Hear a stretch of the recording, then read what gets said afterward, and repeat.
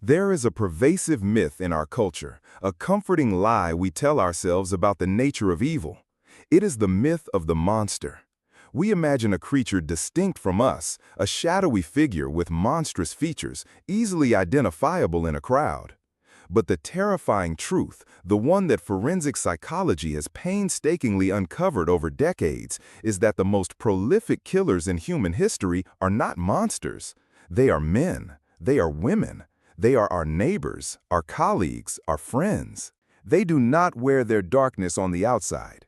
Instead, they wear what psychiatrist Hervey Cleckley famously called the mask of sanity. It is a carefully constructed facade of normalcy, designed to charm, to disarm, and to conceal the profound emptiness that lies beneath.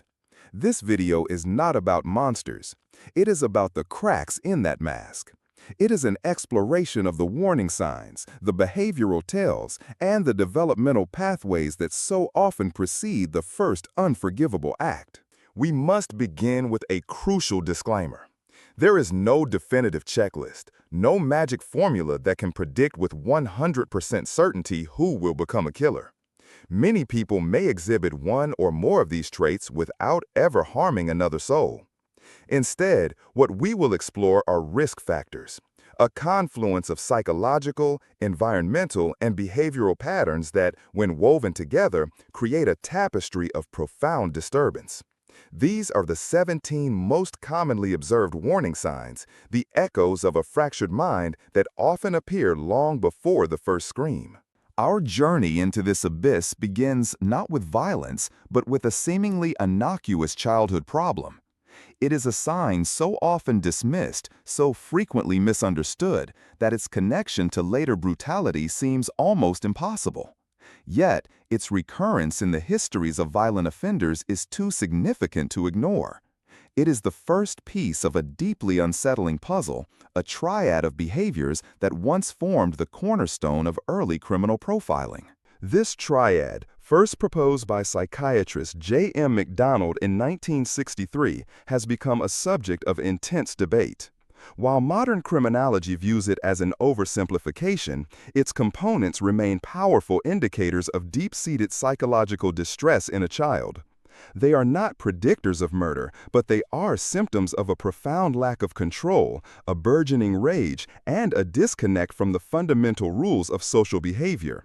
They are the first tremors before the earthquake. So we turn to the first of these three ominous signs, a deeply private and shameful experience for a child, persistent bedwetting. Known clinically as nocturnal enuresis, this is the involuntary urination during sleep in a child beyond the age where bladder control is typically established, usually around the age of 5. On its own, it is a common pediatric issue, often rooted in developmental delays or medical conditions. But in the context of the MacDonald triad, its significance shifts. It is not the act itself that is the warning sign, but the intense feelings of humiliation and powerlessness it generates in the child. For a child living in an abusive or neglectful home, this constant shame can become a source of immense internal pressure. It is a daily reminder of their inability to control their own body, a feeling that can curdle into a desperate and later violent need to exert control over others. Consider the case of Richard Ramirez, the Night Stalker, who terrorized California in the mid-1980s.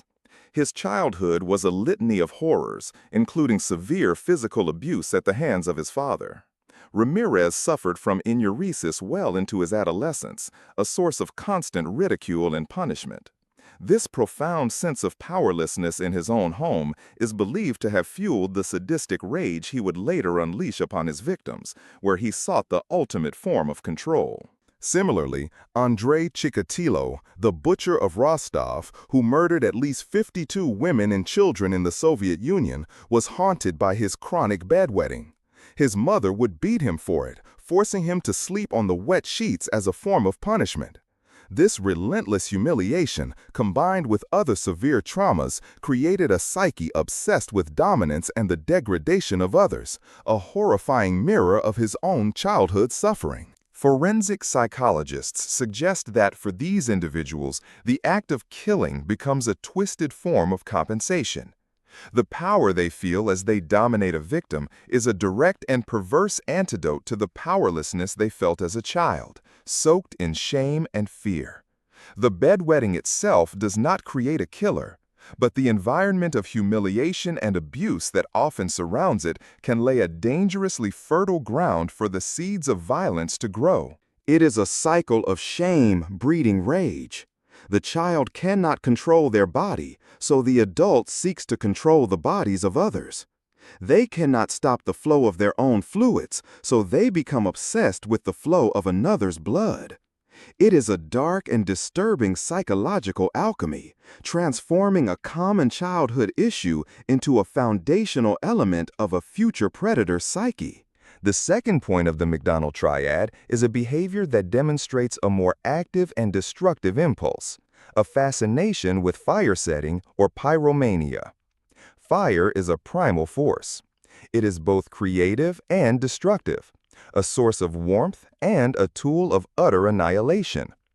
For a troubled child, particularly one who feels invisible or powerless, the act of setting a fire can be intoxicating. With a single match, they can command attention. They can create chaos. They can transform the world around them in a dramatic and irreversible way. This act of destruction is a powerful release for pent-up aggression and frustration. It is a way of screaming without making a sound, of lashing out at a world they feel has wronged them.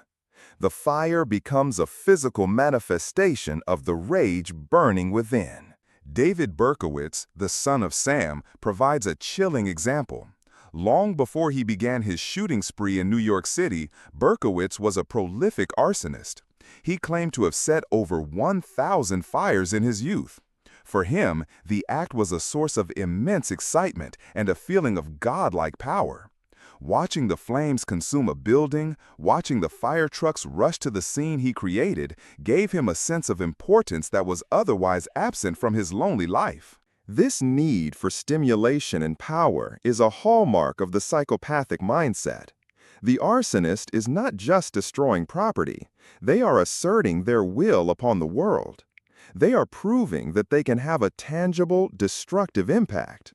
It is a rehearsal for a greater form of destruction, a stepping stone from inanimate objects to living beings. Criminal profilers note that the act of fire setting often contains ritualistic elements. The offender may choose specific types of buildings, use a particular method of ignition, or return to the scene to watch the aftermath. This ritualistic behavior is a key link to the methods of serial murder, which are often characterized by highly specific and repeated patterns of violence. The fire is the first ritual. The psychological thrill derived from arson is not just about the destruction itself, but about the risk and the deception involved. The young fire setter learns to lie, to hide their activities, and to maintain a facade of normalcy while engaging in secretly destructive behavior.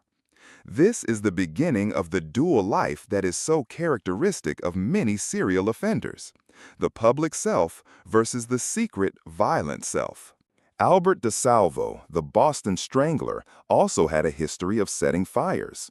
His early criminal career was a mix of breaking and entering and arson, a combination of violating private spaces and acts of pure destruction. This pattern shows a clear escalation, a testing of boundaries. The thrill of the fire eventually proved insufficient, and the need for a more intense, more personal form of violation took over. Fire represents a profound and final form of cleansing and destruction. For an individual who feels internally dirty or who harbors a deep-seated hatred for the world, the symbolism is potent. In setting a fire, they are symbolically purging the world or a piece of it that they despise. It is a short leap of the imagination to see how this desire for destructive purification could later be directed towards a specific type of person. Thus, the second sign is established. It is the externalization of an internal firestorm. The child who plays with matches may simply be curious, but the adolescent who systematically and compulsively sets fires is often practicing for a far more terrible vocation.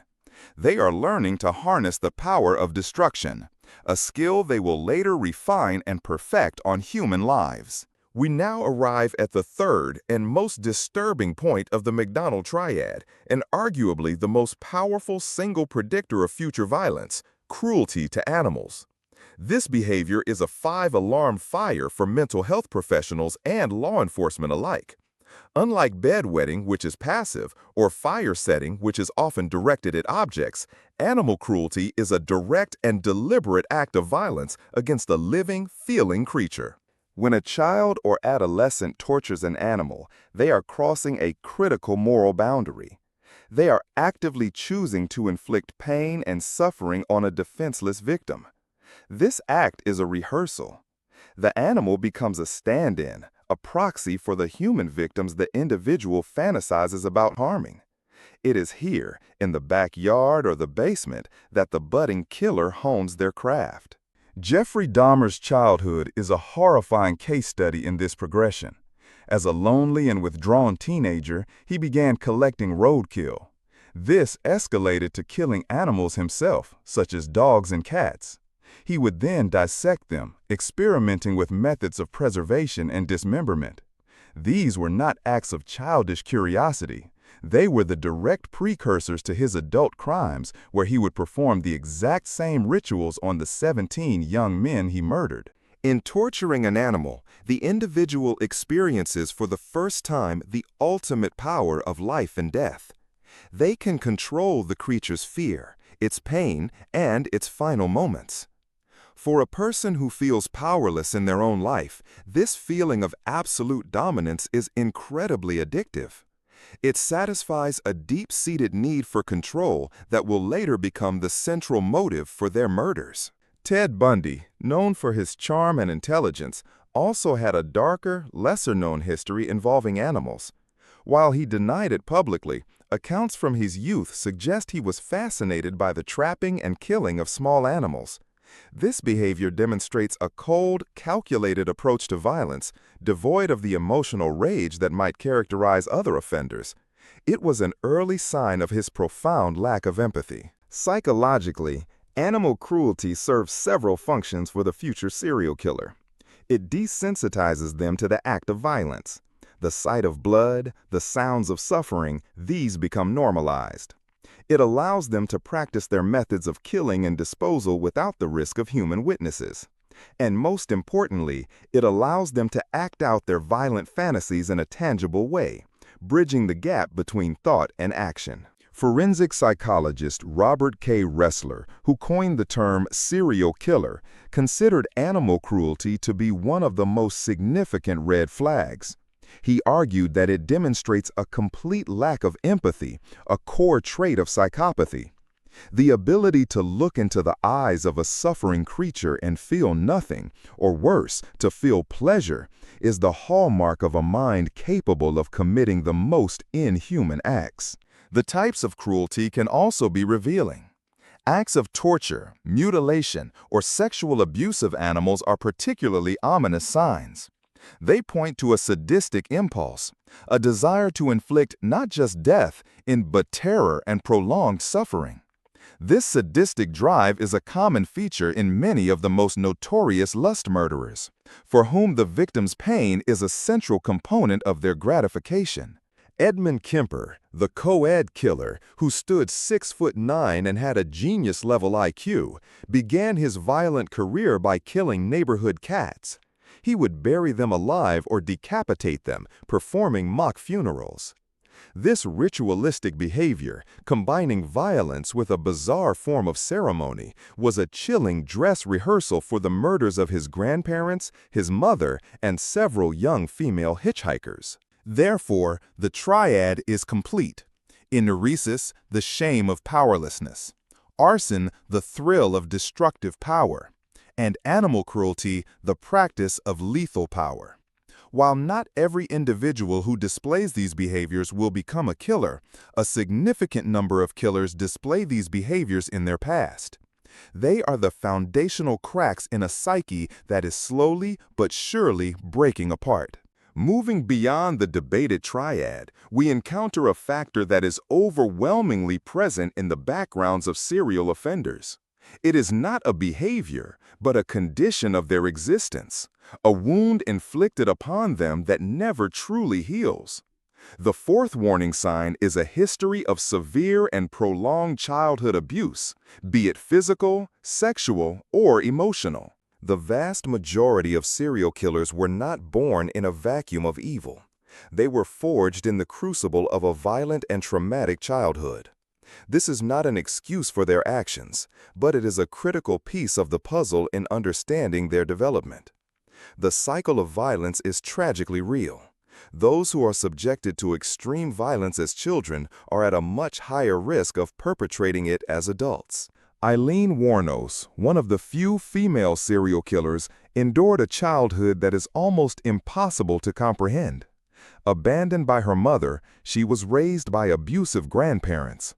She was sexually assaulted by family members and strangers, forced into prostitution as a young teenager, and lived a life of constant trauma and instability.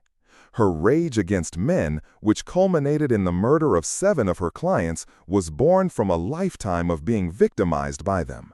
Physical abuse teaches a child that violence is a normal and acceptable way to solve problems and exert control.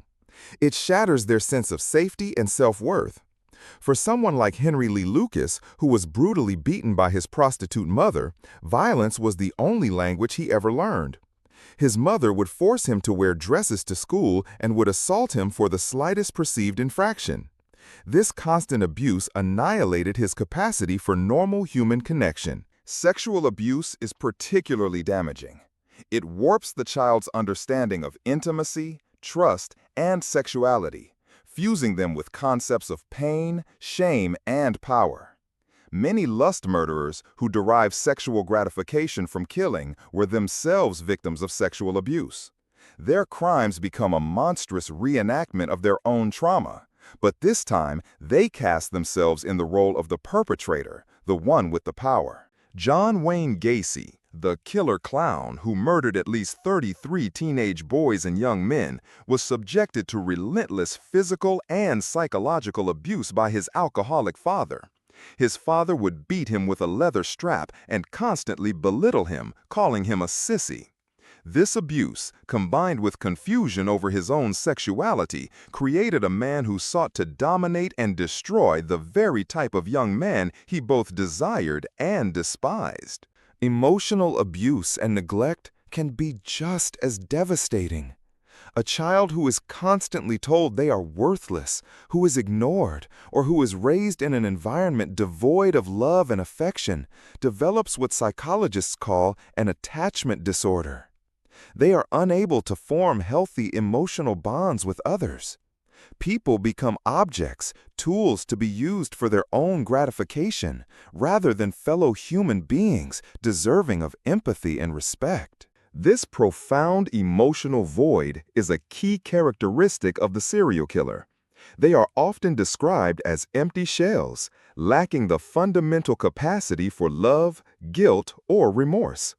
This emptiness stems from a childhood where those emotions were never nurtured, where their own emotional needs were met with violence or indifference. They cannot give what they never received. This history of abuse often creates a personality riddled with contradictions. The future killer may feel a deep-seated sense of worthlessness and self-hatred, while simultaneously developing a grandiose and narcissistic personality as a defense mechanism. They feel like a victim, entitled to revenge against a world that has hurt them.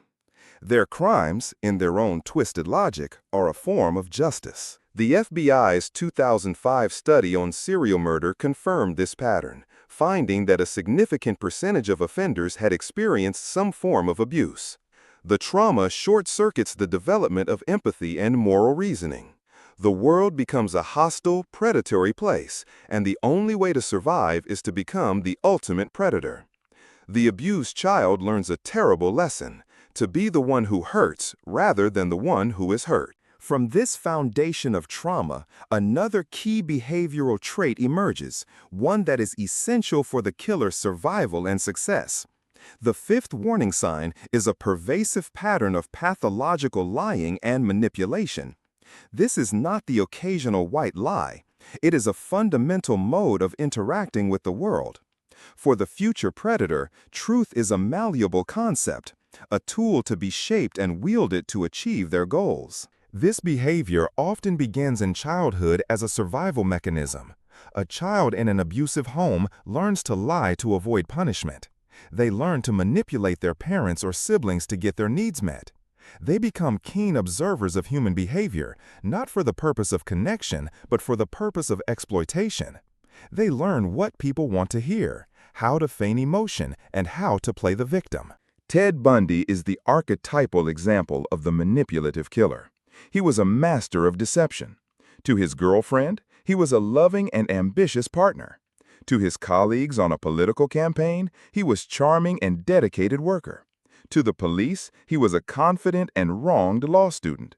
He could seamlessly shift between these personas, presenting a different face to everyone he met, none of which were real. Bundy used this manipulative skill to lure his victims. He would famously wear a fake cast on his arm or leg, asking young women for help carrying books to his car. He played on their sense of empathy and compassion, turning their best human qualities against them. His ability to project an image of a safe, respectable man was his most dangerous weapon. Pathological lying is different from compulsive lying. A compulsive liar lies without a clear motive, whereas a pathological liar lies to achieve a specific goal, to gain advantage, to avoid consequences, or to control a situation. The future serial killer is a goal-oriented liar. Every word is calculated to serve their ultimate purpose, which is the gratification of their violent fantasies. This extends to their interactions with the criminal justice system. When caught, they often continue to manipulate. They will feign remorse to a parole board, offer to help the police in exchange for privileges, or create elaborate stories to mislead investigators. H.H. Holmes, America's first widely publicized serial killer, was a consummate con artist and liar.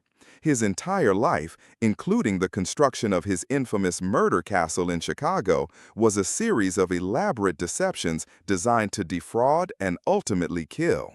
This constant deception requires a high degree of cognitive functioning, which contradicts the mindless monster myth. These individuals are often intelligent and highly aware of social norms. They know the rules of society, they simply do not believe the rules apply to them. They see others as pawns in their game, and lying is just one of the moves they make. This manipulative tendency is a core feature of psychopathy. Psychopaths do not experience the internal discomfort or guilt that most people feel when they lie. Deception is as natural to them as breathing. It is a tool they use to navigate the world and get what they want, with no regard for the harm it causes others. Their relationships are not based on mutual trust, but on a predator-prey dynamic. For those around them, this can be incredibly disorienting.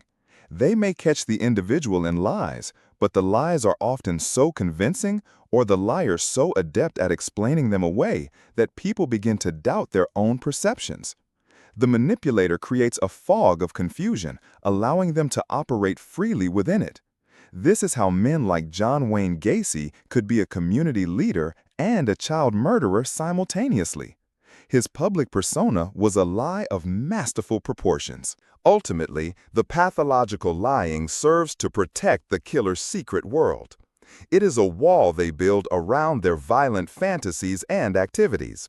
By controlling the flow of information and manipulating the perceptions of others, they can continue their killing spree, often for years, while hiding in plain sight. The lie is their camouflage. Hand in hand with manipulation comes a profound and unshakable sense of arrogance. The sixth warning sign is a grandiose sense of self-worth. This is not simple confidence or high self-esteem. It is a narcissistic belief in one's own superiority.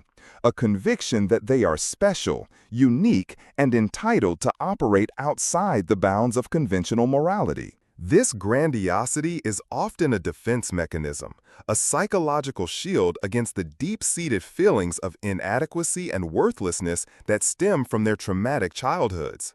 By creating an internal narrative in which they are a superior being, they can escape the painful reality of their own damaged psyche. They believe they are smarter, more clever, and more deserving than everyone else. Dennis Rader, the BTK, bind, torture, kill killer, is a textbook example of this narcissistic grandiosity. For 30 years, he eluded capture while taunting the police and media with letters. He gave himself his own terrifying moniker and wrote detailed accounts of his crimes, expressing pride in his work. He saw himself as a criminal mastermind, a predator who was intellectually superior to the dumb police hunting him. This belief in their own superiority explains why many serial killers take enormous risks. They often insert themselves into the investigation, offering help or commentary. They may return to the scene of the crime or attend a victim's funeral. These are not acts of remorse. They are acts of arrogance. They derive a thrill from being so close to the investigation, confident that they are too smart to be caught. Ted Bundy famously acted as his own lawyer during his Florida trial. This was the ultimate act of narcissistic hubris. He believed he could outwit the prosecutors and charm the jury despite the mountains of evidence against him. The courtroom became his stage, a final opportunity to demonstrate his supposed intellectual dominance, even as it sealed his fate on death row. This grandiosity also fuels their sense of entitlement. They believe they are entitled to whatever they want: sex, power, control, another person's life. The rights and feelings of their victims are completely irrelevant. In their worldview, other people exist solely for their use and disposal.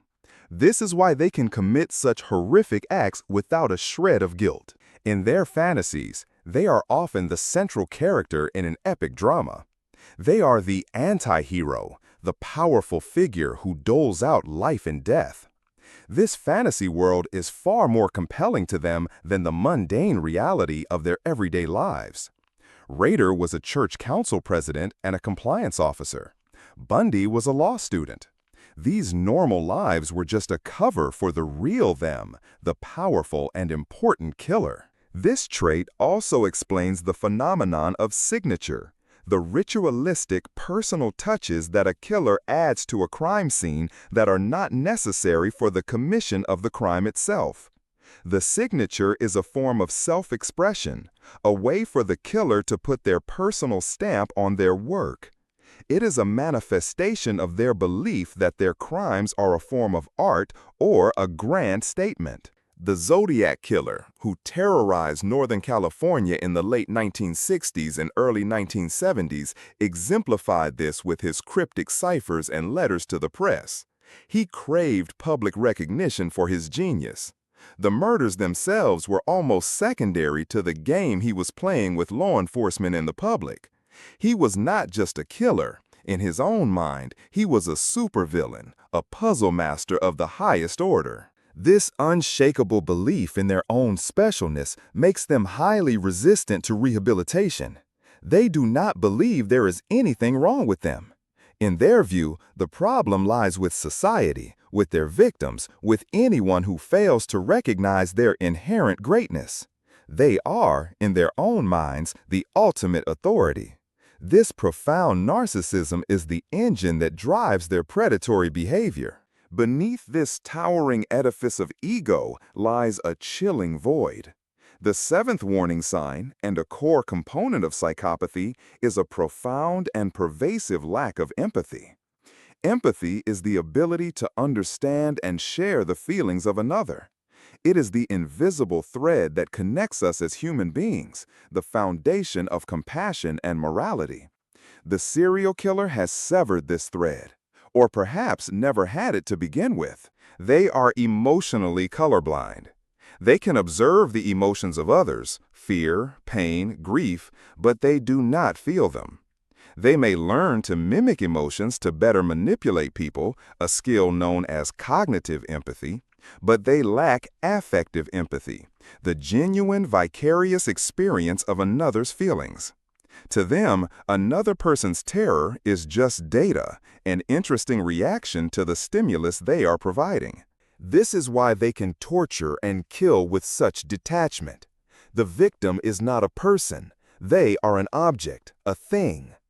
Jeffrey Dahmer described his victims as mannequins he could control. He was not interested in them as people. He was interested in their bodies as objects for his bizarre rituals. Their humanity was an inconvenience to be extinguished as quickly as possible.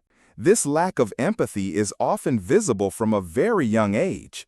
The child who does not react to the distress of other children, who seems indifferent to the suffering of animals, who engages in bullying without any sense of remorse, these are early indicators of a potential empathy deficit. They simply cannot put themselves in someone else's shoes. They may seem cold and detached, even when discussing emotionally charged topics.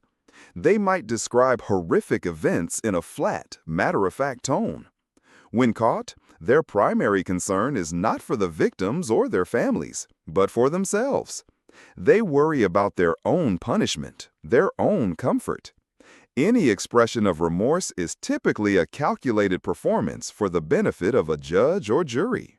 Gary Ridgway, the Green River Killer, who murdered at least 49 women, displayed this chilling lack of empathy during his confession. As he calmly described the details of his crimes, the families of his victims wept in the courtroom. Ridgway showed no emotional reaction whatsoever. He was simply reciting a list of events as if describing a trip to the grocery store. This emotional void allows them to live a double life with ease. They do not feel the guilt or internal conflict that would torment a normal person leading such a deceptive existence. Killing a person and then going home to have dinner with their family does not create any cognitive dissonance for them, because the two worlds are completely separate in their minds. The emotional weight of their actions simply does not exist. This trait is believed to have a neurological basis. Brain scans of diagnosed psychopaths have shown reduced activity in the areas of the brain associated with emotional processing and empathy, such as the amygdala and the orbitofrontal cortex. It suggests that they are, in a very real sense, hardwired differently. Their brains are not equipped to process the emotional data that governs the behavior of most people. This is not to say their condition is an excuse. The vast majority of people with psychopathic traits do not become serial killers. But when this profound lack of empathy is combined with a history of abuse, a sadistic imagination, and a desire for power, it creates a uniquely dangerous individual. They have the motive and the desire to harm, with none of the internal brakes that stop the rest of us. The absence of empathy is what allows them to objectify their victims so completely. It is the psychological prerequisite for serial murder. Without it, the act of repeatedly and intimately destroying another human life would be psychologically unbearable. For the serial killer, it is not only bearable, it is enjoyable. This enjoyment stems directly from the 8th warning sign, an overwhelming need for power and control. This is arguably the central motive for most serial killers. The act of murder is the ultimate expression of dominance over another human being. In those final moments, the killer has absolute control over their victim's life, their fear, and their death. This desire for control is a compensation for the profound feelings of powerlessness they experienced in their own lives, particularly during a traumatic childhood. The abused child who had no control over their own body grows into an adult who is obsessed with controlling the bodies of others. The murder is a perverse reenactment of their past trauma, but this time they are the one in charge. This need for control manifests in every aspect of their crimes. They often meticulously plan their attacks, a behavior known as being an organized killer. They will stalk their victims, learn their routines, and choose the time and place of the abduction to minimize risk and maximize their control over the situation. Ted Bundy was a classic organized killer, planning his attacks with chilling precision. In contrast, disorganized killers who may be suffering from more severe mental illness or psychosis leave chaotic crime scenes. But even in their chaos, the drive for control is present, albeit in a more frenzied and less coherent form. The violence itself is an attempt to impose their will on the victim and the world. Control is also evident in the method of killing. Many serial killers prefer hands-on methods like strangulation or stabbing, rather than using a firearm from a distance. These methods are more intimate and allow the killer to prolong the act, to experience their victim's struggle and terror up close. It is the experience of the victim's powerlessness that provides the ultimate gratification. Dennis Rader's moniker, BTK, stands for Bind, Torture, Kill, a clear and concise statement of his primary motivation. The binding and torture were not just means to an end, they were the main event. He derived his pleasure from the process of complete and utter subjugation. The murder was simply the final act in this drama of dominance. This need for control extends beyond the crime itself. They may seek to control the police investigation by sending taunting letters or planting false clues. They may try to control the media narrative by giving interviews or writing memoirs. Even in prison, they will seek to manipulate guards and other inmates, constantly jockeying for a position of power in their limited environment. In their personal lives, this control-seeking behavior is often evident in their relationships. They may be domineering and jealous partners, isolating their spouse from friends and family. They may be rigid and authoritarian parents. They cannot tolerate being challenged or disobeyed. Any perceived loss of control can trigger a narcissistic injury, a blow to their fragile ego that can lead to rage and violence. Israel Keyes, a prolific killer who was active in the 2000s, epitomized this need for control. He would bury kill kits, buckets containing weapons, restraints, and tools for body disposal in various locations across the country years in advance. This meticulous planning gave him a sense of control over his future crimes, allowing him to strike whenever the urge took him, with everything he needed already in place. For these individuals, the world is a chaotic and threatening place.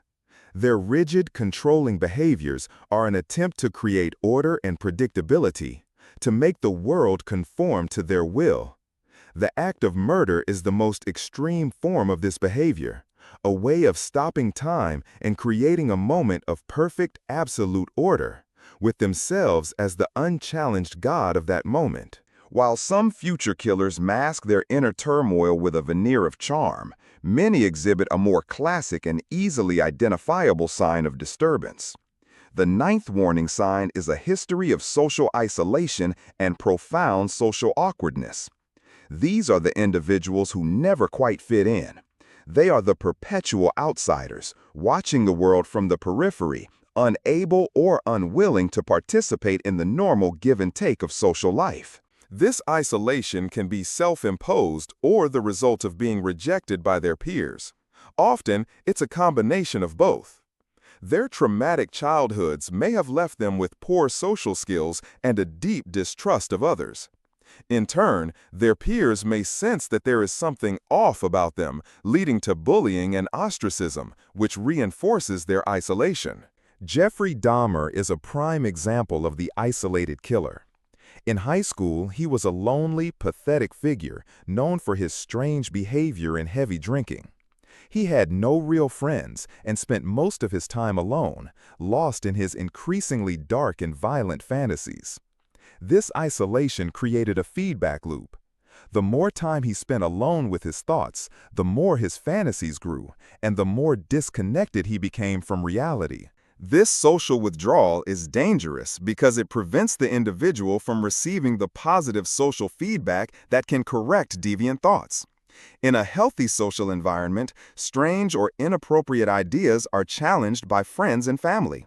The isolated individual has no such corrective mechanism.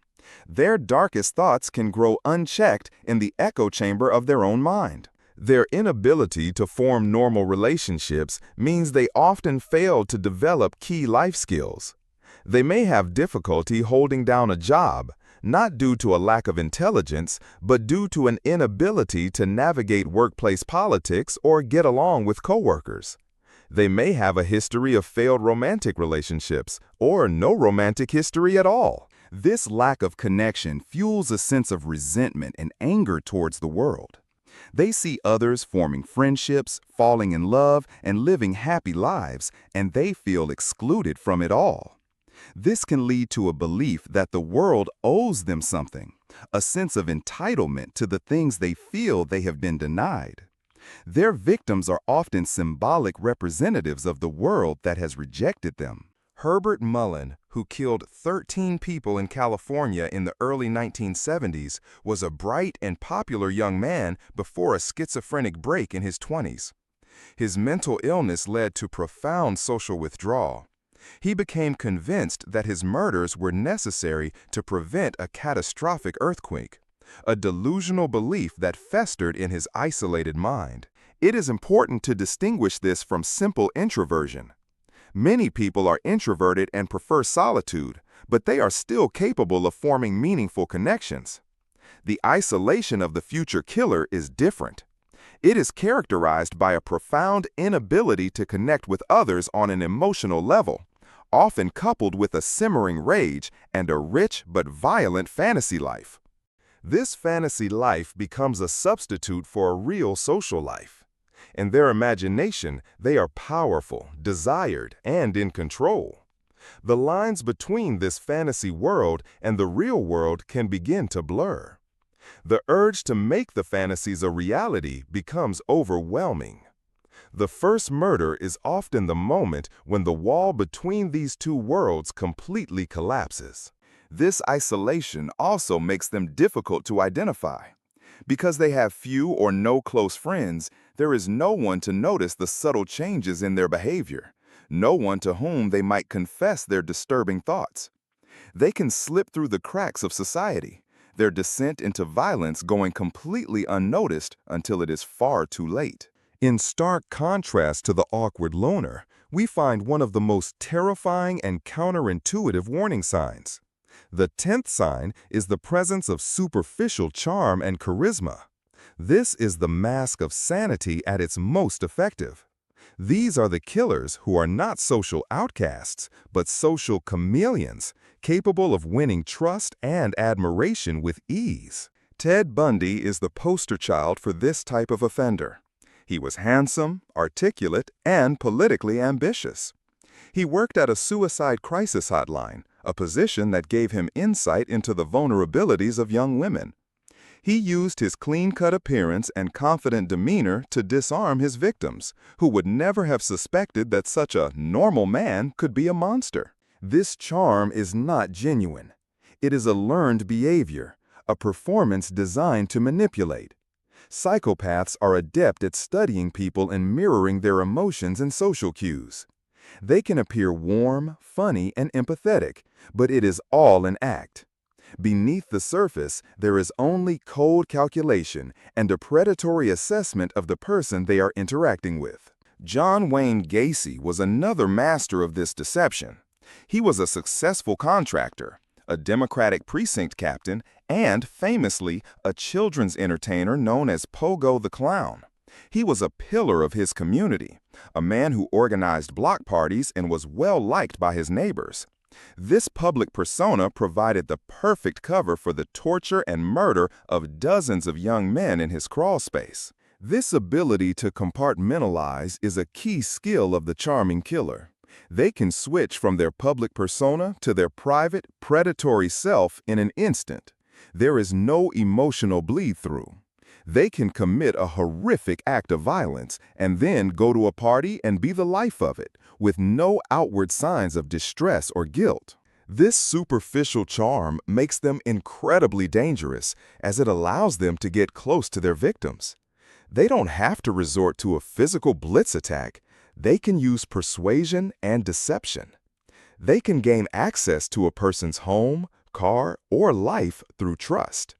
This is why many of their victims are not strangers, but acquaintances or people who were fooled by their charismatic facade. Rodney Alcala, the dating game killer, is another chilling example. In 1978, in the midst of his killing spree, he appeared as a contestant on the popular TV show The Dating Game. He was witty, charming, and won the date.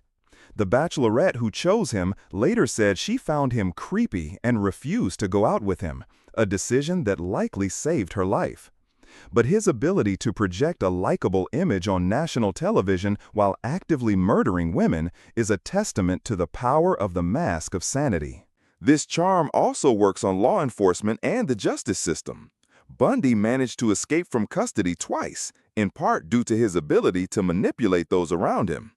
In court, these killers can seem so normal and plausible that they can sometimes convince people of their innocence, despite overwhelming evidence. For friends, family, and colleagues, the revelation of the killer's true nature is often met with profound shock and disbelief. They will say things like, "He was such a nice guy," or "I can't believe he would be capable of that." This disbelief is a testament to the killer's skill as an actor. They have spent their entire lives perfecting the role of the normal, likable person. This trait shatters the comforting myth that we can easily spot evil. It forces us to confront the uncomfortable truth that the most dangerous predators are often the ones who are the most adept at mimicking the very best of human social behaviors. Their charm is not a sign of their humanity, but the ultimate proof of its absence.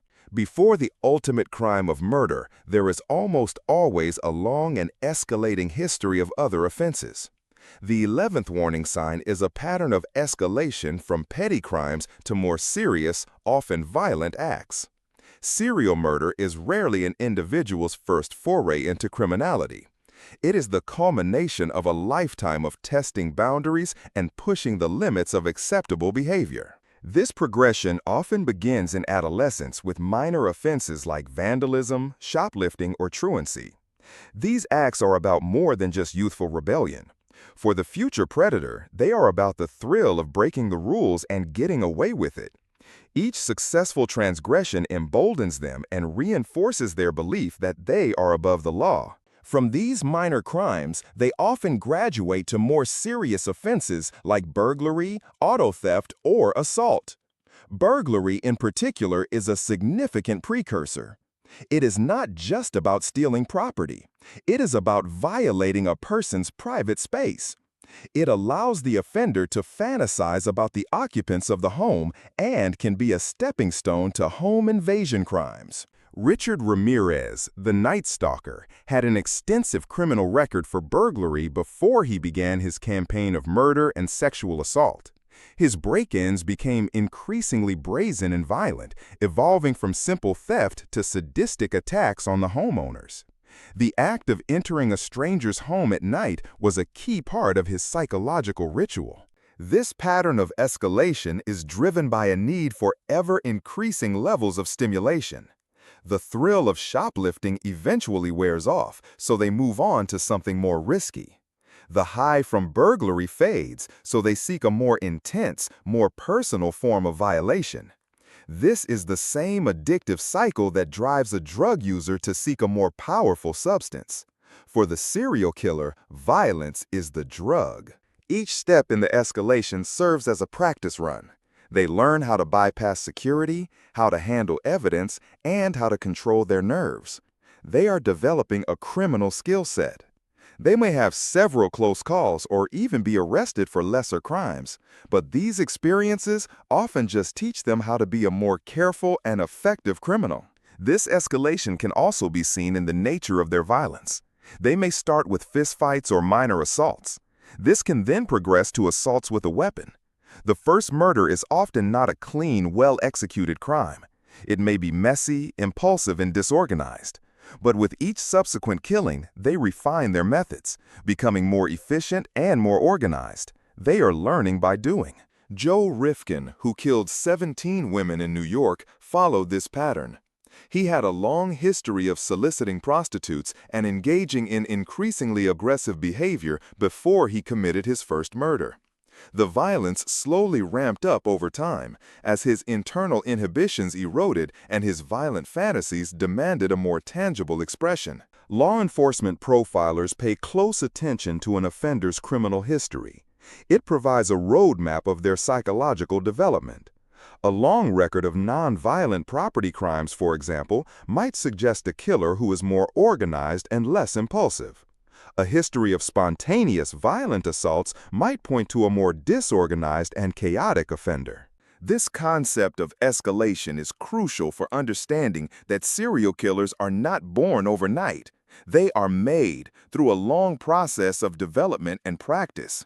The journey from a troubled child to a prolific murderer is marked by a series of smaller but significant criminal milestones.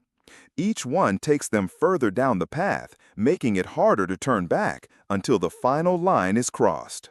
As the predator's confidence grows, their behavior often becomes more overtly predatory, even before they commit their first murder. The 12th warning sign is a pattern of voyeurism and stalking. These behaviors are a direct bridge between violent fantasy and violent action. They allow the individual to experience a sense of power and control over a potential victim without yet taking the ultimate risk of physical contact. Voyeurism, or being a peeping Tom, is about more than just sexual gratification. It is about the illicit thrill of seeing without being seen. The voyeur is in a position of power. They can observe the most intimate moments of a person's life while remaining completely invisible. This gives them a sense of godlike omniscience and control. This behavior allows the future killer to objectify their targets. The person they are watching is no longer a human being with a complex life. They are a character in the voyeur's private fantasy. They can project their own desires and narratives onto the unsuspecting person, turning them into a prop for their internal drama.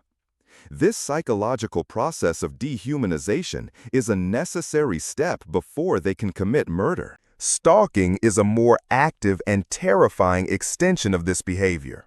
It involves following a person, learning their schedule, and gathering information about their life. This is the research phase for the serial killer. They are assessing the target's vulnerability, identifying opportunities for an attack, and planning the logistics of the abduction and murder. Dennis Rader, BTK, was a meticulous stalker. He would refer to his targets as projects and would spend weeks or even months gathering intelligence on them. He would break into their homes when they were away to learn the layout and to indulge his fantasies in their private space. This prolonged period of stalking was a crucial part of his ritual, building the anticipation and excitement for the final attack. Ted Bundy also engaged in extensive stalking. He would follow women on college campuses or in shopping malls, waiting for a moment of vulnerability. His ability to blend in and appear non-threatening made him an especially effective stalker. He was the handsome, well-dressed man who simply went unnoticed, a predator hiding in plain sight. These behaviors are a form of rehearsal. By stalking a victim, the killer is mentally walking through the steps of the crime. They are solidifying their plan and building their nerve. The act of stalking itself provides a significant thrill, a sense of power and clandestine superiority. For some, this thrill is almost as powerful as the act of murder itself. This predatory behavior is often a compulsion. They may know it is risky, but they are unable to stop. The urge to watch, to follow, to possess their target through surveillance is overwhelming. It is an addiction that feeds their violent fantasies and brings them one step closer to making those fantasies a reality. From a legal perspective, stalking and voyeurism are serious crimes in their own right, but they are often difficult to prove and prosecute. The victim may feel that they are being watched but have no concrete evidence. This allows the predator to operate in a gray area, honing their skills and selecting their victims with little fear of immediate consequences. When this behavior is identified, it should be treated as an extremely serious warning sign. It demonstrates a clear predatory intent and a willingness to cross significant social and legal boundaries. The individual who graduates from looking at violent pornography to peeping in windows and then to actively stalking a person is on a clear and terrifying trajectory. They are no longer just fantasizing, they are hunting. At the very core of the serial killer's psyche is a world of disturbing and all-consuming thoughts. The 13th warning sign is the presence of powerful and persistent violent fantasies, often with a strong sexual component known as paraphilias. This is the engine room of the serial killer, the source from which all their actions spring. Their crimes are not random acts of rage. They are the meticulously scripted performances of a long-held fantasy. Everyone has fantasies, but the fantasies of a serial killer are fundamentally different in their content, intensity, and function. They are not fleeting thoughts, but obsessive, detailed narratives that the individual may spend hours a day replaying and refining in their mind. These fantasies revolve around themes of domination, control, torture, and murder. For many lust murderers, the fantasy is primarily sexual. They suffer from paraphilias, such as sexual sadism, deriving arousal from the suffering of others, or necrophilia, sexual attraction to corpses. For them, the act of murder is the ultimate form of pornography, the only way to achieve true sexual gratification. The violence and the sexuality are inextricably linked. Jerry Brudos, the shoe fetish slayer, was obsessed with women's shoes. This fetish escalated into a fantasy of possessing the entire woman. He would abduct, sexually assault, and murder his victims, and would then dress their bodies in his collection of lingerie and high heels, taking photographs to use for later gratification. The murders were a means to acquire props for his sexual fantasies. These fantasies act as a blueprint for the crime. The killer is not just committing a murder, they are trying to perfectly replicate the scene that is played out in their head 1,000 times. This is why serial murders often have a ritualistic, signature quality. The killer is attempting to achieve a perfect crime that matches their perfect fantasy. Any deviation can be a source of intense frustration for them. This gap between the messy reality of the crime and the clean perfection of the fantasy is often what drives them to kill again. They are forever chasing the high of that first imagined act, a high that can never be fully realized in the real world. Each murder is a failed attempt to satisfy an insatiable urge, which only reinforces the need to try again. Robert Burdella, the Kansas City butcher, created a torture chamber in his home to act out his sadistic fantasies. He would kidnap young men and subject them to horrific abuse for days or weeks, meticulously documenting the torture in logs and photographs. His crimes were a direct and horrific translation of his internal world into reality. These fantasies often develop in adolescence, fueled by exposure to violent pornography or other media. The individual begins to associate sexual arousal with violence and control. Over time, these associations become so strong that they can no longer separate the two. Normal, consensual relationships become unfulfilling because they lack the element of non-consensual power and violence that their fantasies require. Talking about these fantasies is a major taboo, so the individual often suffers in secret. They feel ashamed and isolated by their thoughts, which drives them further into their own internal world. They cannot seek help for fear of being discovered, so the fantasies are left to fester and grow in intensity until the pressure to act on them becomes unbearable. This is the point of no return. When the individual makes the decision to act out the fantasy for the first time, they cross a psychological Rubicon. The barrier between thought and action is shattered. The first murder may be a clumsy and terrifying experience, but it proves to the killer that they can do it. It makes the second murder and the third that much easier. Understanding the role of fantasy is key to understanding the motivation of the serial killer. They are not killing for money or revenge in the traditional sense. They are killing to satisfy a deep psychological need, a need that has been cultivated for years in the secret theater of their own mind. Their victims are not people. They are cast members in a play that only the killer truly understands. As their internal world becomes more focused on violence, their external interests often begin to reflect this obsession. The 14th warning sign is an obsessive interest in violence, death, and often the mechanics of law enforcement. They become students of the very thing they intend to perpetrate and the very people who will eventually hunt them. This fascination can manifest in many ways. They may be avid consumers of violent movies, books, and true crime stories. While many people share this interest, for the future predator, it is not casual entertainment. It is research. They study the methods of other killers, learning what they did right and where they made mistakes. They are looking for inspiration and practical advice. They may develop a morbid curiosity with death, frequenting cemeteries, funeral homes, or morgues. Some may seek out jobs that give them access to death or the tools of violence.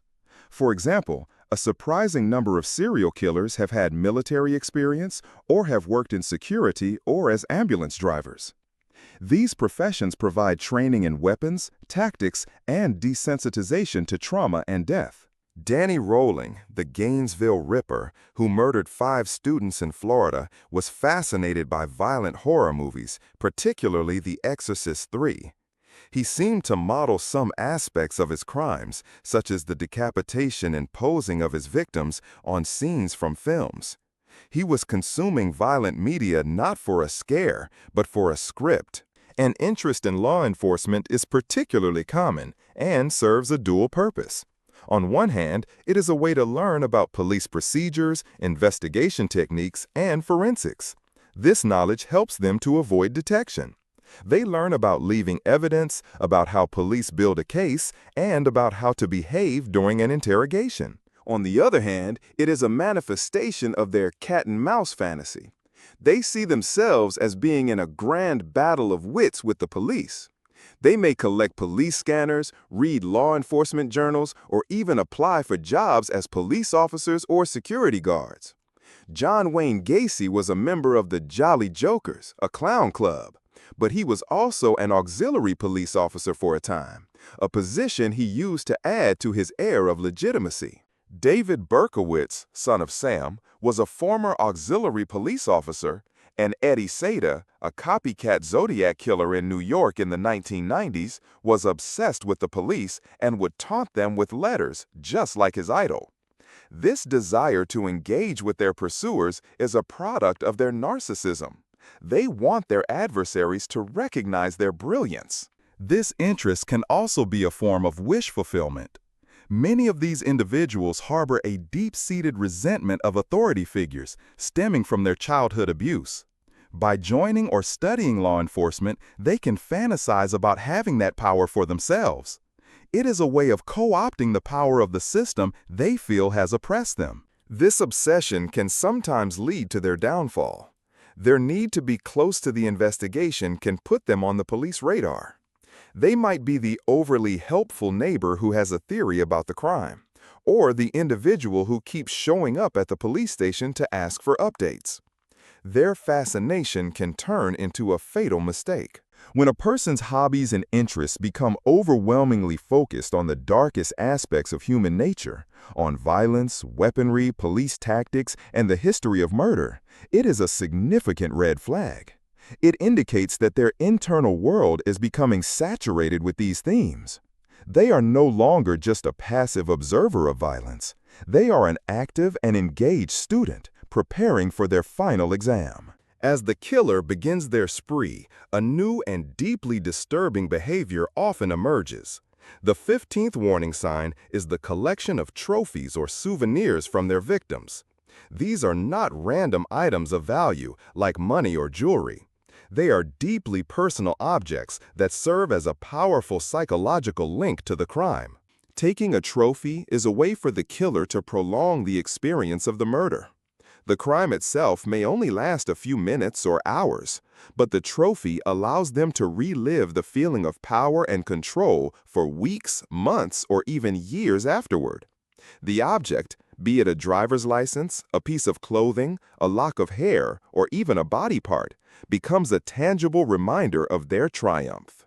Jeffrey Dahmer would keep the skulls and other body parts of his victims, using them to build a gruesome shrine in his apartment. These were not just mementos, they were central to his fantasy of creating a zombie companion who would never leave him.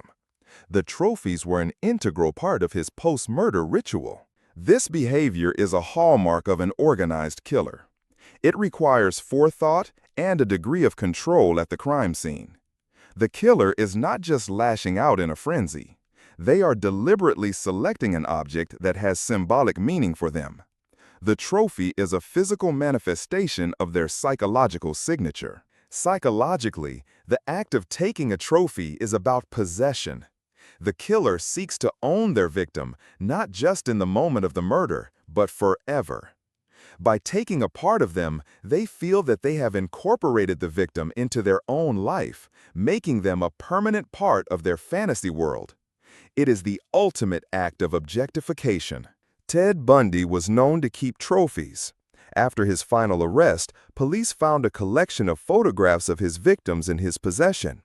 He would also take personal items, like earrings or identification cards. These objects helped him to bridge the gap between his killings, allowing him to feed his fantasy during the cooling-off period. This behavior can also be a product of their grandiosity.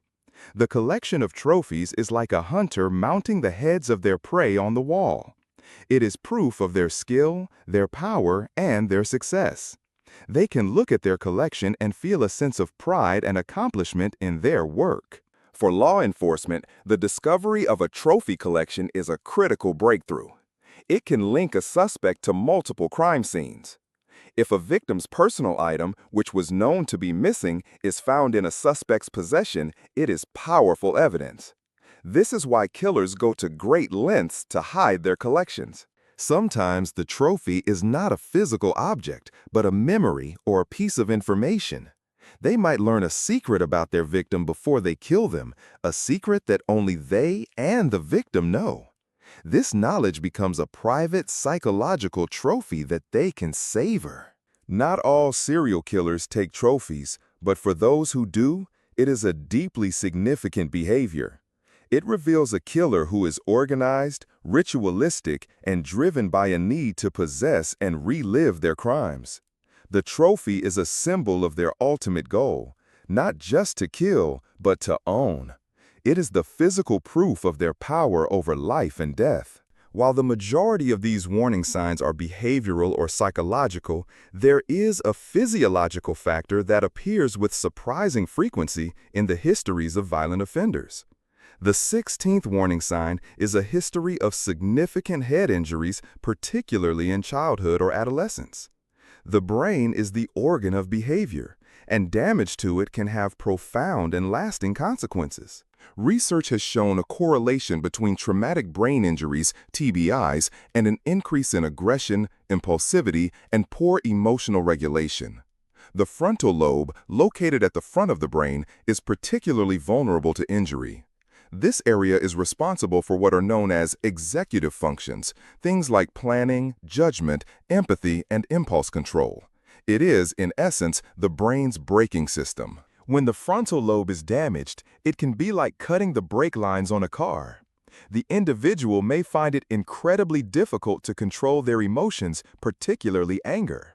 They may act on impulse without considering the consequences. Their ability to empathize with others may be severely diminished. This constellation of symptoms is sometimes referred to as acquired sociopathy. Henry Lee Lucas suffered a severe head injury as a child after being hit on the head with a piece of wood by his mother. He was in a coma for several days. Throughout his life, he exhibited extreme impulsivity and explosive rage, traits that may have been exacerbated by this early brain trauma. While his confession to hundreds of murders was largely false, he was a genuinely violent and dangerous man. Bobby Joe Long, who terrorized the Tampa Bay area, suffered a serious head injury in a motorcycle accident. After the accident, his personality reportedly changed. He began to suffer from headaches and uncontrollable sexual urges, which escalated into a series of rapes and murders. His lawyers argued that the brain damage from the accident was a mitigating factor in his crimes. It is crucial to understand that a head injury does not automatically create a killer. Millions of people suffer TBIs every year and do not become violent. However, when a significant brain injury occurs in an individual who already has other risk factors, such as a history of abuse, a genetic predisposition to mental illness, or emerging psychopathic traits, it can act as an accelerant. It can remove the already weak psychological barriers that were holding their violent impulses in check. Fred West, an English serial killer who, with his wife Rosemary, murdered at least 12 young women, suffered a severe head injury in a motorcycle accident that left him unconscious for a week. Friends and family noted a significant change in his behavior afterward, describing him as more aggressive and unpredictable. This injury may have disinhibited his already present paraphilic and violent tendencies. This link between brain injury and violence complicates the nature versus nurture debate. It introduces a third element, physiology. A person's behavior is a product of their genetic predispositions, nature, their upbringing and experiences, nurture, and the physical health of their brain. A defect in any one of these areas can increase the risk of a violent outcome. This is not to absolve these individuals of responsibility for their actions, but it does provide a more complete picture of the complex web of factors that can contribute to the making of a killer. It suggests that in some cases, the path to violence may be paved not just with psychological trauma, but with physical damage to the very organ that governs our humanity. The final warning sign is perhaps the most defining characteristic of the successful, long-term serial killer. It is the culmination of all the other traits, the manipulation, the lack of empathy, the grandiosity. The 17th sign is the ability to maintain a convincing dual life, to compartmentalize their existence into a public facade of normalcy and a secret world of unimaginable violence. This is the stranger next door phenomenon. These are the individuals who are, by all outward appearances, completely ordinary. They are husbands, fathers, employees, and neighbors. They go to work, pay their taxes, and attend community events. This very ordinariness is their greatest camouflage, allowing them to hunt for years or even decades without arousing suspicion. Dennis Rader, BTK, is the ultimate example of this. For over 30 years, he was Dennis Rader, the family man, the president of his church council, the dog catcher, the compliance officer. But in secret, he was BTK, a sadistic torturer and murderer. These two identities existed side by side in the same person, completely sealed off from one another. This ability to compartmentalize is a psychological feat that requires a profound lack of emotional integration. A normal person could not live with the cognitive dissonance of being a loving father one moment and a brutal killer the next. The guilt and anxiety would be overwhelming. But for the psychopath, who lacks guilt and empathy, there is no internal conflict. The two lives are just two different roles to be played. Gary Ridgway, the Green River Killer, was married 3 times and was described by his co-workers as a quiet, reliable truck painter. He would often kill a prostitute on his lunch break and then return to work for the rest of his shift. He was a devoutly religious man who would read the Bible at work, even as he was actively murdering dozens of women. This dual life is maintained through meticulous planning and self-control. They learn to be incredibly careful, to leave no evidence, and to control their behavior in public. They understand that to protect their secret life, their public life must be as boring and unremarkable as possible. They cultivate an image of bland normalcy as a form of active defense. This is what makes these individuals so terrifying and so difficult to catch. They do not fit the stereotype of the wild-eyed, socially inept monster. They are hiding in plain sight, protected by the assumptions we make about the people around us. We do not want to believe that the friendly man who waves to us every morning could be capable of such evil, so we dismiss the subtle red flags. The family of the killer is often the last to know. They are the victims of the most profound and long-term manipulation. When the truth is finally revealed, their entire reality collapses. The person they loved and trusted is revealed to be a complete stranger, a monster wearing a familiar face. The psychological devastation for the families of serial killers is immense and lifelong. This ability to lead a double life is not just a warning sign. It is the operational methodology of the serial predator. It is the practical application of their psychopathy. The mask of sanity is not just a psychological concept, it is a full-time job. And the most successful serial killers are the ones who are the most diligent and dedicated employees. So we have journeyed through 17 of the most common warning signs, 17 echoes of a fractured soul.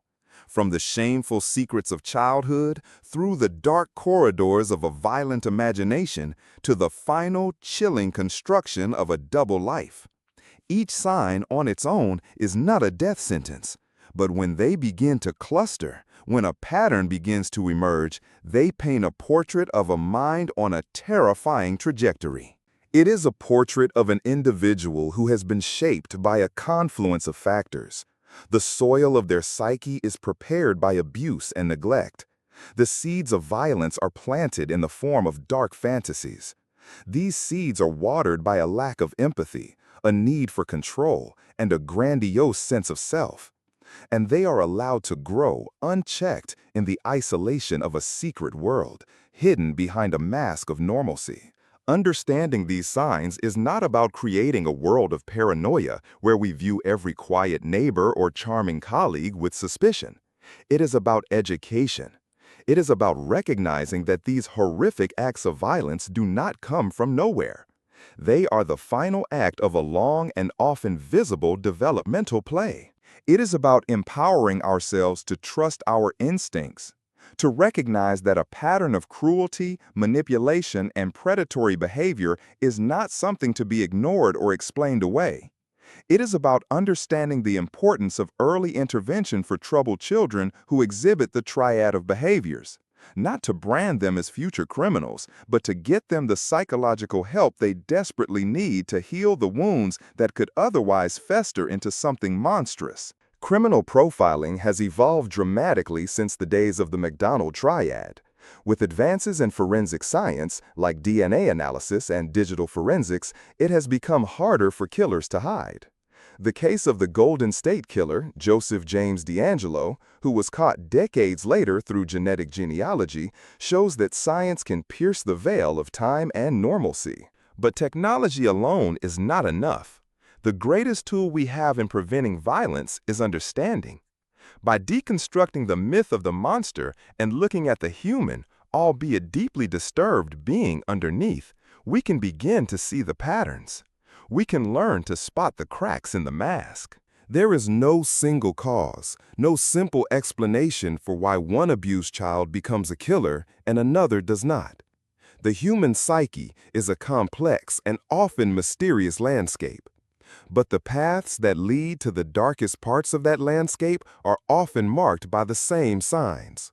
They are warnings, written in a language of pain, rage, and profound disconnection. The final, unsettling truth is that these individuals are not an alien species. They are a dark reflection of our own humanity. A testament to what can happen when empathy fails, when trauma goes untreated, and when violent fantasy is allowed to become a life's work.